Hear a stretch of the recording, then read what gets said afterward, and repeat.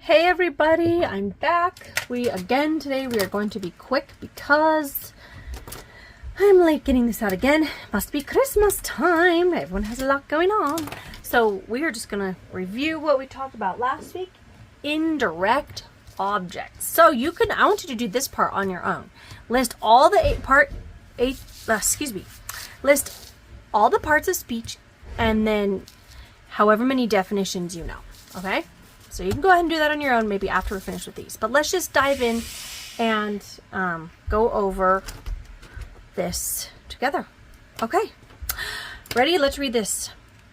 Lewis and Clark bravely explored America's treacherous wilderness. Who or what is this sentence about? This one's tricky. Lewis, subject, and Clark. Oops, I should have written out the and. That is funny. And Clark. Sorry guys, except it shouldn't have been blue. Should be black. Because I don't want that to confuse you, because and is not a noun. What is and, you guys? What is and? It's a conjunction. Good. Conjunction is exactly right. And does it look like this conjunction is joining two words, phrases, or clauses together? What are you doing? I'm making a movie.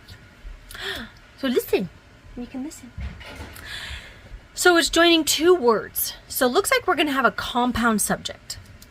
So Lewis and Clark bravely explored America's treacherous wilderness. What is being said about Lewis and Clark? Lewis and Clark what? Oh, where's my red? Oh dear, I'm missing my red. Oh no. My verbs. Emmy, go find me red. Red. Where are you? Okay, well, we'll just have to use this one. Lewis and Clark, what is being said about Lewis and Clark? Lewis and Clark, what? Explored, verb. Explored who or what? Explored Americas? Explored treacherous? This is it. Or explored wilderness? Which one? Explored wilderness. Does wilderness replace Lewis and Clark? No. Purple. Does it describe Lewis and Clark? No. D-O, label, verb, transitive. Good. So then, Sister Alfred, what are all these extra words? Good question. Okay, so let's look at this one. What kind of wilderness? Treacherous. Okay, so what is treacherous describing? It's describing wilderness. So this is going to be what? And wilderness is a noun. So this is going to be an adjective. Awesome. What about this one? America's. America's what? Could I say America's wilderness? Explored America's wilderness? Yes. Or is America's describing treacherous? It's describing wilderness. So this also is going to be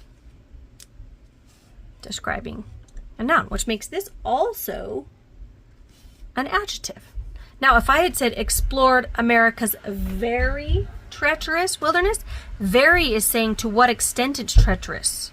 So then very would be an adverb, because an adverb modifies a verb, adjective, an adverb modifies a verb, adjective, or another adverb. So in this case, it's an adjective. Okay, what about bravely? Explored how? And answers how, when, where, why, how often. So an ly is a dead giveaway. It's describing a verb. So this is an adverb. Okay, let's dive in and diagram this baby. Now we're going to have a compound. We're going to have a compound subject here. Okay? Well, you have to be quiet. Okay, so what goes here? Lewis, Clark. What goes here? Conjunction, junction. What's your function? Lewis and Clark. What? What goes here? Explored. No! Explored who or what? Wilderness. Now, this is going to go straight up and down because is this repeating or reflecting Lewis and Clark? Nope. So this is going to be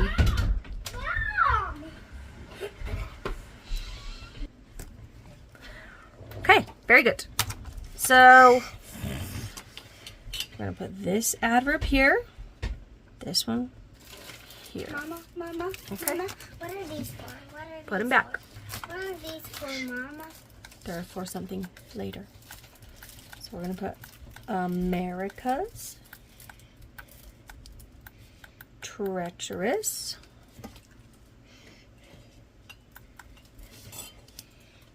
and then what's going to go here? I'm going to go bravely.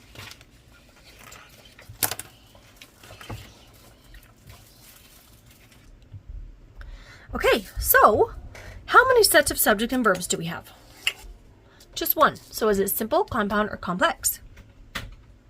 It is simple. Exactly right.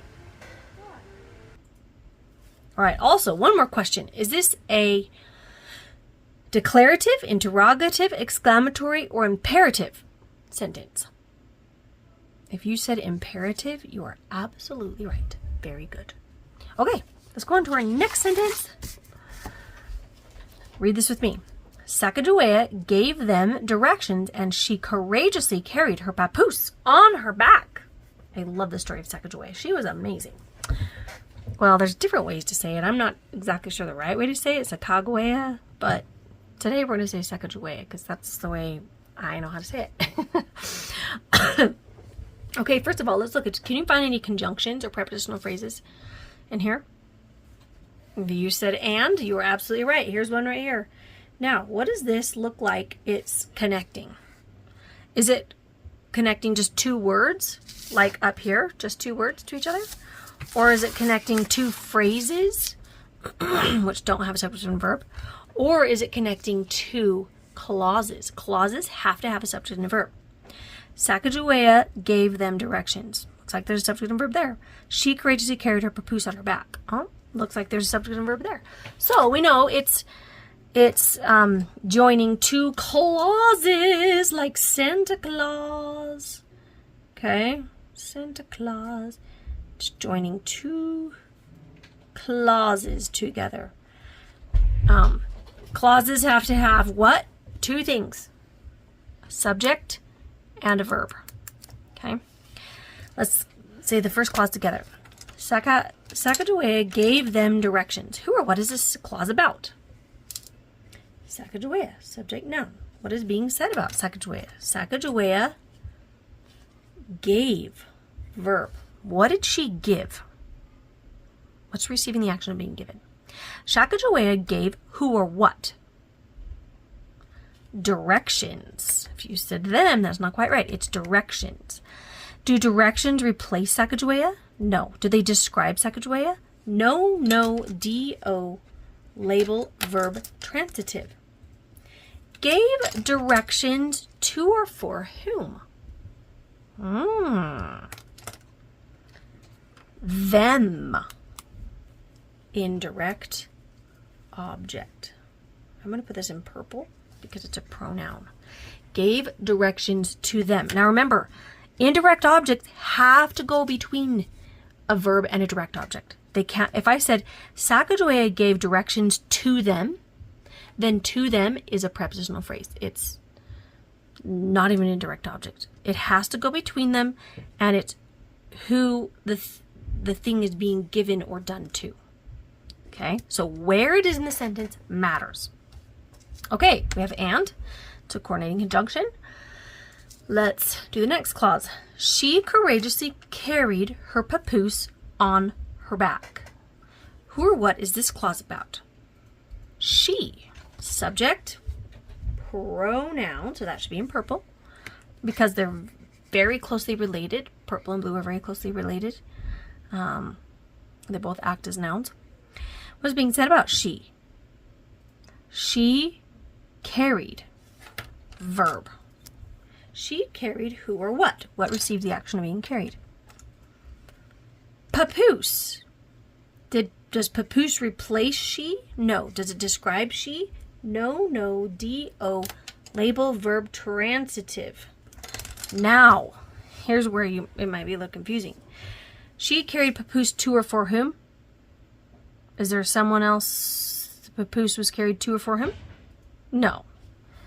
Whose papoose? Her papoose. Which part of speech answers the question, what kind, how many, which, or whose, and modifies a noun? If you said adjective, you are right. Do you guys see? Look, them and her, they're both pronouns, but where they are used in the sentence matters. It can either be an adjective or it can be an indirect object. That is why learning grammar really teaches you how to think, because you have to reason. You have to think through what you already know and say, in this sentence, does it work that way or is it different? Okay, so this is great practice learning to reason. So great job. Okay, she carried how. How, when, where, why, how often, how much. So what is this? ly is often a dead giveaway. And what is it modifying? It's modifying a verb. So what does this have to be? An adverb. Very good. Another thing about this, if I say Sacagawea gave them directions, is them describing directions? No, not at all. If I said Sacagawea gave them good directions, good is describing directions, but them is not describing directions. Whereas here, her, papoose, her is describing papoose. Whose papoose? Her. It's a specific papoose that belongs to her. Okay. All right. What about this? On her back. What is that? If you said prepositional phrase, you're absolutely right. Oh, what color is preposition again? I think it's yellow. On, preposition. On who or what? Back. Object of the preposition. Whose back? Her back. What kind, how many, which, or whose? See that? Sorry, adjective. Look at all these nouns. We have subjects, direct objects. Indirect objects are also nouns, pronouns, same kind of thing. And papoose and back. The object of the prepositions, direct object, those are all nouns. All right, let's go ahead and diagram this. Okay, so what's going to be our subject? Sacagawea.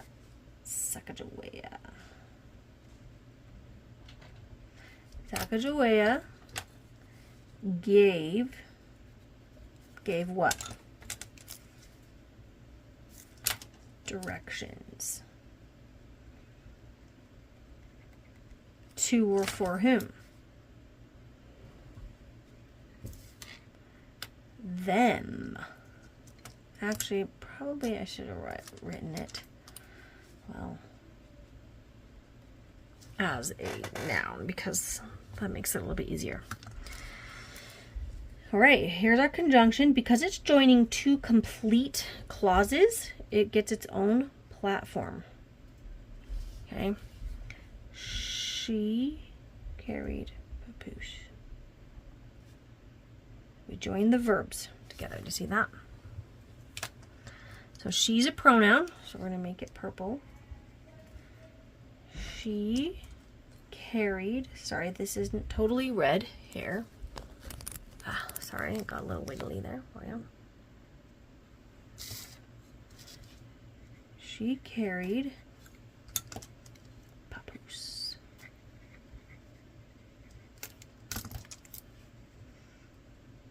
Her papoose. Okay, now what about this prepositional phrase? What is it describing? Is it describing she? Is it describing carried? Or is it describing papoose? It's describing where she carried. How, when, where, why, how often. So it's an adverbial, meaning it's describing a verb, an adverbial prepositional phrase. So on, back. I'm sorry, this is really small. On her. Oh dear. And this is going to be an adjective. And then her papoose is here too. Oh, courageously, we forgot that one. Where does that go? Was it modifying? It's describing the verb, so it's going to be what? Oh dear. Sorry, guys. It is courageously. There we go. Saying how she carried. Okay. Is this sentence simple, compound, or complex? Does it have more than one subject verb? Yes, it does. Are they independent? Meaning, can they stand alone? Sacagawea gave them directions. She carried her papoose on her back. Yes, we can. Another question to ask is look at the conjunction. Is it a subordinating conjunction? Sub means below or dependent. Nope. And usually means equal sign. Okay? So this equals this, meaning one is not below or dependent on another one. Now if we said, well, Sacagawea gave him directions while she carried her papoose on her back, maybe that would make it a subordinate clause. I'd have to think about that or ask Ms. Updike, but sometimes if you just change a conjunction, you can change a clause from being independent clause to a dependent clause. Okay, so go ahead and circle compound if you can without totally ruining your work. And you guys, great work. I hope to dive in a little bit deeper next time into a little bit more grammar, but we've been covering a lot. So I'm actually okay that we're not diving super deep into other things because indirect objects are a huge thing to learn. And I hope you're getting a lot better at your adjectives and your adverbs, asking the right questions. If you memorize those little songs that we do, it will help you so much because then you will know what questions to ask. So go ahead and list your parts of speech. 8 parts of speech, actually 8 or 9, depending on who you talk to. 8 or 9. 9 parts of speech. 9 parts of speech are